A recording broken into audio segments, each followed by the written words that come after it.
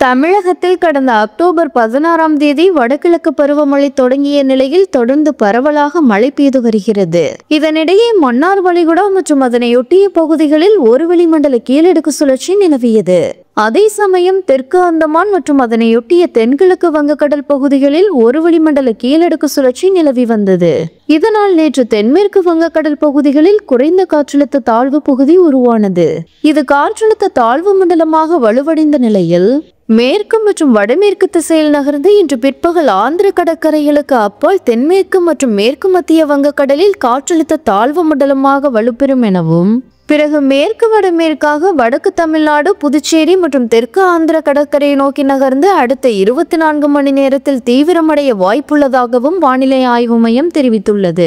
இந்த நிலையில் தமிழகத்தில் தொடர் கனமழை காரணமாக 15 மாவட்டங்களில் பள்ளிகளுக்கு விடுமுறை அறிவிக்கப்பட்டுள்ளது. அதன்படி சென்னை, செங்கல்பட்டு, காஞ்சிபுரம், திருவள்ளூர், ராணிப்பேட்டை, விழுப்புரம், கள்ளக்குறிச்சி, கடலூர், தஞ்சாவூர், திருவாரூர், மயிலாடுதுறை, சேலம், புதுக்கோட்டை, சிவகங்கை, திருச்சி ஆகிய 15 மாவட்டங்களில் இதுவரை பள்ளிகளுக்கு விடுமுறை அறிவிக்கப்பட்டுள்ளது. மேலும் புதுச்சேரி மற்றும் காரைக்காலிலும் உள்ள பள்ளிகளுக்கு விடுமுறை அறிவிக்கப்பட்டுள்ளது குறிப்பிடத்தக்கது.